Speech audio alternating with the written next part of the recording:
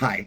As someone who has very much paid attention to Charlie Kirk's words throughout the years, if you were LGBTQ or a person of color or of non Christian belief or a woman who didn't want to be in a biblical submittal marriage or an immigrant or anything else, Charlie Kirk was fucking dangerous. And he did more than just share different viewpoints.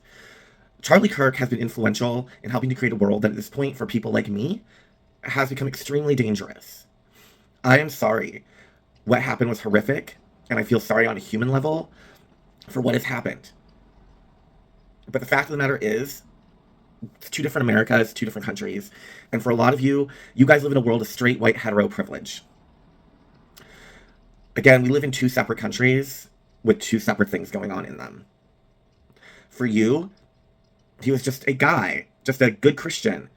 But for anyone outside of that, his speech and Turning Point USA, along with their work with the Heritage Foundation, nope, sorry, dangerous as fuck. Dangerous as fuck. And if you really want to go around this, like so many do, wanting to argue this point, we can. Certainly, we can argue this. But it won't be pretty. Because Kirk's own words and the words of his worshippers and followers and everyone of his ilk are all there to be seen.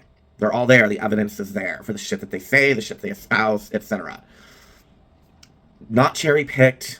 And in fact, a lot of the things Kirk often spoke about, if looked at not just in a snippet, but like the rest of what was said, the rest of the conversation, it was usually way worse and way more hateful than just the little soundbite, the little byline. It sucks you're hurting over this. For those of you who are, it sucks. Grief sucks, and you are feeling grief and loss, and your feelings are justified. You have every right to feel the emotions that you're having. We all have that right to feel whatever emotions we're having, whether that is grief and loss, indifference, or even justified celebration. Because for people who are celebrating this, for a lot of them, it too is deeply personal.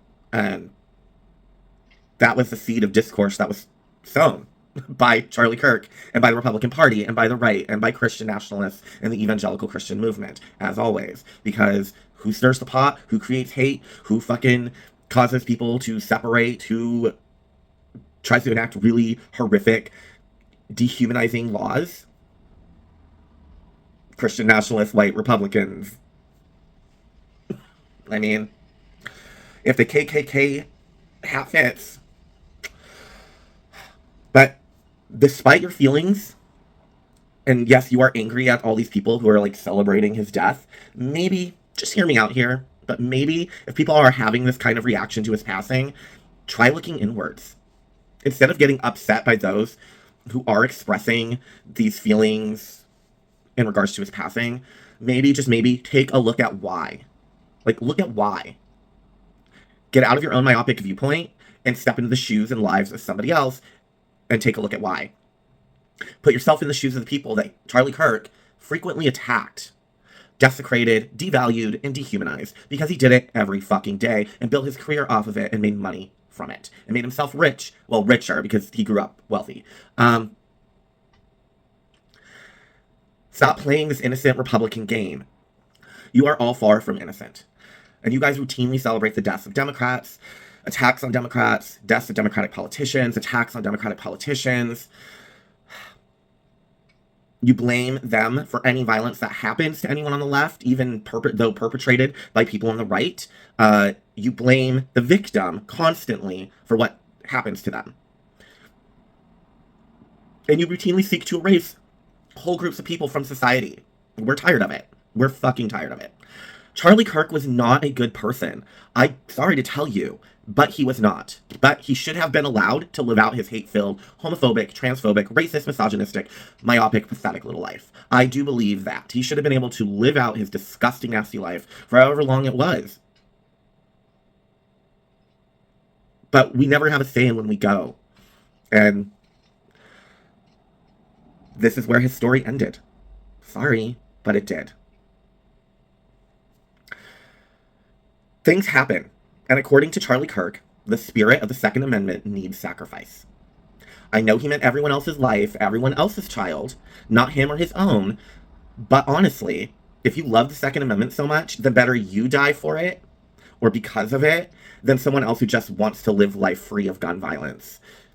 You deserve to die, not the innocent person who wants nothing to do with guns, the Second Amendment, or gun violence. You. You can't rewrite Kirk's story.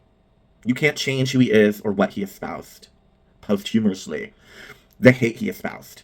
The constant dehumanization of anything that wasn't white, hetero, traditional, Christian, nationalist. Which he was.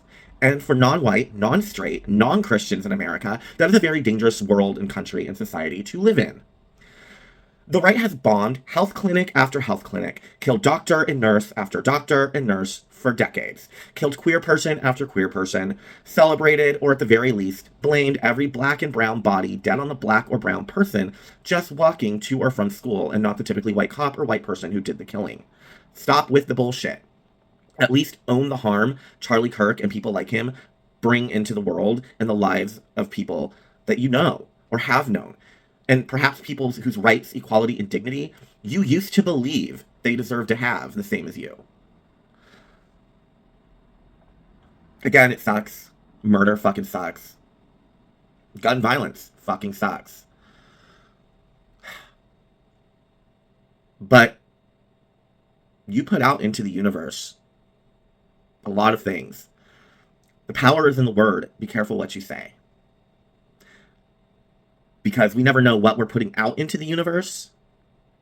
We never know how the universe will want to return that to us.